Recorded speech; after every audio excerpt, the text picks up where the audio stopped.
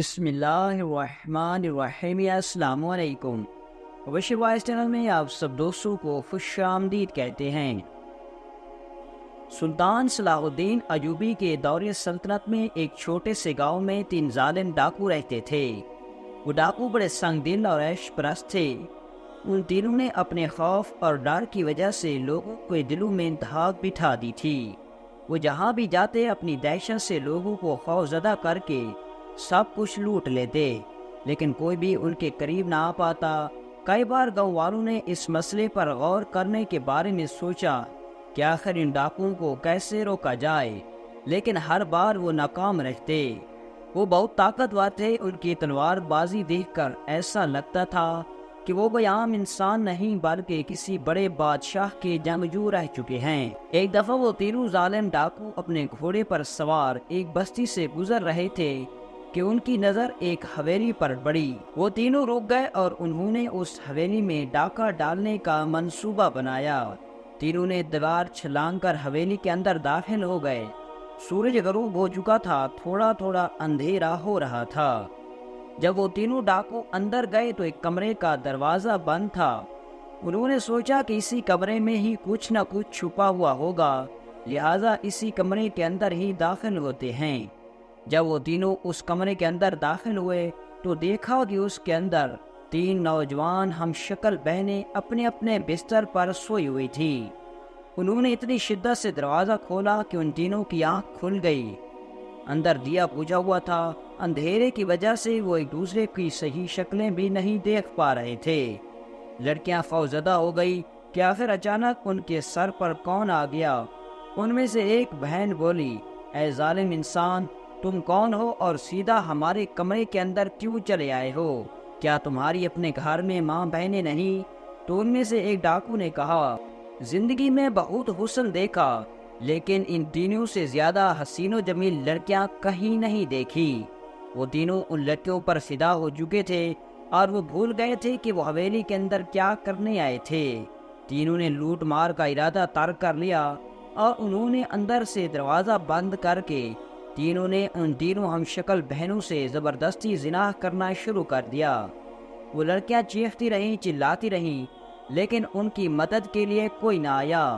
ایک محافظ حویلی کے دروازے پر موجود تھا، لیکن وہ بھی کسی کام کی وجہ سے حویلی سے دور چلا گیا تھا اور وہ وقت پر نہ پہنچ سکا۔ وہ تینوں ڈاکو ان تینوں بہنوں سے زنا کر کے وہاں سے چلے گئے۔ وہ تینوں بہنیں ایک زمیندار کی بیٹیاں تھیں اور ان کا باپ کسی کام کے سلسلے میں شہر گیا ہوا تھا۔ جب زمیندار واپس آیا تو اپنی بیٹیوں کا حال دیکھ کر اس کے پیروں تلے زمین نکل گئی۔ انہوں نے اپنے باپ کو سارا ماجرا سنایا تو زمیندار اپنی بیٹیوں کو لے کر سیدھا قاضی صاحب کے پاس چلا گیا۔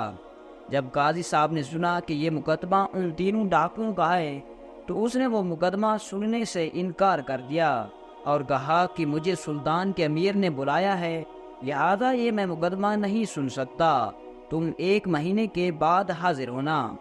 زمیندار جان چکا تھا کہ قاضی ان ڈاکوؤں کی خوف کی وجہ سے مقدمہ نہیں سن رہا۔ وہ مایوسی کی حالت میں گھر لوٹا تو اس کے ذہن میں خیال آیا کہ کیوں نہ سلطان صلاح الدین ایوبی کے پاس اپنا مقدمہ لے کر جاؤں، اور مجھے یقین ہے کہ مجھے ضرور انصاف دلائے گا۔ وہ بزرگ زمیندار 3 دن کے سفر کے بعد اپنی بیٹیوں کے ساتھ وہاں پہنچا تو معمول کی طرح سلطان صلاح الدین ایوبی قاضی کے ساتھ اپنی کھلی کچہری میں موجود تھا اور سلطان لوگوں کے مقدمے سن رہا تھا۔ جب زمیندار کی باری آئی تو سلطان نے پوچھا، اے بزرگ بتاؤ تیرا کیا مسئلہ ہے؟ تو بزرگ زمیندار نے سلطان صلاح الدین ایوبی کو اپنی بیٹیوں کے ساتھ کیے ہوئے ظلم کے بارے میں تفصیل سے بتایا۔ یہ سن کر سلطان غصے سے لال ہو گیا اور کہا کہ ان ڈاکوؤں کے بارے میں مجھے آج تک کیوں نہیں بتایا گیا؟ اگر وقت سے پہلے مجھے ان کے بارے میں بتا دیا ہوتا تو آج ان معصوم لڑکیوں پر اتنا بڑا ظلم نہ ہوتا۔ ادھر دوسری طرف وہ تینوں ڈاکو ایک بستی سے گزر رہے تھے کہ ان کا گزر ایک گلی سے ہوا تو مولوی صاحب مسجد میں تقریر کر رہے تھے۔ مولوی صاحب کہہ رہا تھا کہ زنا انسان پر قرض ہوتا ہے اور یہ قرض انسان کو ہر حالت میں چکانا پڑتا ہے۔ یہ دنیا کا وہ واحد قرض ہے جس کو انسان کو دنیا میں ہی چکانا پڑتا ہے۔ یہ سن کر وہ تینوں ڈاکو وہاں گلی میں رک گئے اور مولوی صاحب کی باتیں سننے لگے۔ مولوی صاحب کی باتیں ان کے دل کو چھو چکی تھی اور وہ تینوں آپس میں سرگوشی کرنے لگے کہ آخر یہ کون سا قانون ہے کہ کرے کوئی اور بھرے کوئی۔ پھر مولوی صاحب نے کہا کہ جو کوئی بھی کسی نامحرم عورت سے زنا کرتا ہے، چاہے وہ اس کی اپنی مرضی سے ہو یا پھر زبردستی، اور جب تک وہ اپنی زندگی میں اپنی کسی ماں، بہن یا بیٹی کے ساتھ یہ جرم ہوتا ہوا نہ دیکھ لے، اس کو موت بھی نہیں آتی۔ جب یہ بات تینوں نے سنی تو ان کے پیروں تلے زمین نکل گئی اور انہیں اپنے گناہ کا احساس ہونے لگا، کیونکہ وہ بھی تینوں اپنے اکلوتی بہن کے بھائی تھے۔ ان میں سے ایک نے کہا کہ گناہ ہم نے کیا اور اس کی سزا ہماری بہنیں بھگتیں، ایسے بھائیوں پر تو لعنت ہے۔ مجھے لگتا ہے کہ ہمیں مولوی صاحب کے پاس جا کر مشورہ لینا چاہیے کہ ہم آخر اس گناہ کی تلافی کیسے کر سکتے ہیں، کیونکہ ان میں سے ایک ڈاکو نے کہا کہ میں نے ایک امام مسجد سے سنا تھا کہ انسان چاہے کتنا بڑا گناہ کیوں نہ کر لے، لیکن جب وہ اپنے اللہ کے دروازے پر واپس آتا ہے تو اللہ انہیں ضرور معاف کر دیتا ہے۔ یہ سن کر وہ تینوں مولوی صاحب کے پاس گئے اور ان کو اپنے اس واقعے کے بارے میں بتایا اور کہا کہ ہم اپنے گناہ کی تلافی کیسے کر سکتے ہیں۔ تو قاضی صاحب نے کہا اللہ تعالیٰ بخشنے کو آئے تو 100 قتل بھی معاف کر دیتا ہے، اور اگر پکڑنے کو آئے تو ایک کیڑے کے قتل کو بھی معاف نہیں کرتا۔ لہٰذا اگر تم اپنی غلطی کی تلافی چاہتے ہو تو جاؤ اور ان تینوں لڑکیوں سے معافی مانگو اور ان سے نکاح کی دعوت دو، اور تم ان کے ساتھ نکاح کر لو، تمہیں معافی مل سکتی ہے۔ یہ سن کر ان کو تھوڑا حوصلہ ملا کہ ہم اپنے گناہ کی تلافی کر سکتے ہیں۔ جب وہ تینوں واپس اس حویلی میں گئے تو ادھر سے سلطان کے سپاہی بھی ان کو ڈھونڈتے ڈھونڈتے پہنچ گئے تھے۔ ان تینوں کو سلطان کے سپاہی پکڑ کر سلطان صلاح الدین ایوبی کی عدالت میں لے گئے، لیکن ان سپاہیوں نے سلطان کو بتایا کہ حیرت کی بات یہ ہے کہ ان تینوں نے مزاحمت نہیں کی اور چوپ چاپ ہمارے ساتھ چل پڑے۔ سلطان بھی حیران تھا کہ اتنے طاقتور ڈاکو چاند سپاہیوں کے ساتھ کیسے چلے آئے۔ جب عدالت میں ان کو لایا گیا تو جب ان تینوں بہنوں نے ان ڈاکوؤں کو دیکھا تو وہ غصے سے لال ہو گئی۔ سلطان صلاح الدین ایوبی ان تینوں سے مخاطب ہوا اور کہا تم پر یہ الزام ہے کہ تم نے زمیندار کی تینوں بیٹیوں کے ساتھ بد فعلی کی ہے، کیا یہ زمیندار اور اس کی بیٹیاں سچ کہہ رہی ہیں؟ تو ان کا جواب سن کر بھی سلطان حیران ہوا، کیونکہ ان دونوں نے کہا سلطان بے شک یہ بہت بڑا گناہ ہم سے سرزد ہوا، اور ہم اس گناہ کی معافی لینے کے لیے زمیندار کی حویلی کے پاس گئے تھے، لیکن وہاں جانے کے بعد پتہ چلا کہ زمیندار سلطان صلاح الدین ایوبی کے پاس عدالت میں مقدمہ لے کر گیا ہے۔ یہ سن کر سلطان نے کہا کہ اب ڈر کی وجہ سے تم نے اپنا ارادہ بدل دیا، جب تم میں سزا سہنے کی جرت نہیں تھی تو پھر اتنا بڑا گناہ کیوں کیا؟ تو ان تینوں نے کہا بے شک سلطان، ہم نے زندگی میں بہت سارے گناہ کیے، بہت ساری لڑکیوں کے ساتھ بدکاریاں کی، ڈاکے ڈالے، لیکن ہم نے کبھی زبان سے مکرے نہیں، لیکن واقعی ہم اپنے گناہ سے بہت شرمندہ ہیں اور ان تینوں سے معافی مانگنا چاہتے ہیں اور ان تینوں سے ہم نکاح کرنا چاہتے ہیں، اسی طرح ہمارے گناہ کی بھی ہمیں معافی مل جائے گی اور ان تینوں کا دامن بھی پاک ہو جائے گا۔ اب سلطان صلاح الدین ایوبی ان لڑکیوں کی طرف مخاطب ہوا اور کہا کہ میں یہ فیصلہ تم پر چھوڑتا ہوں، جو تم کہو گی وہی ہوگا۔ اگر تم ان تینوں کے لیے سزا کا انتخاب کرو گی تو ان کو سزا ملے گی، اگر تم ان کو معاف کر کے ان کے ساتھ نکاح کرنا چاہو گی تو تمہارے حکم کی تعمیر ہوگی۔ وہ تینوں ان تینوں ڈاکوؤں کے چہرے کو تکنے لگی۔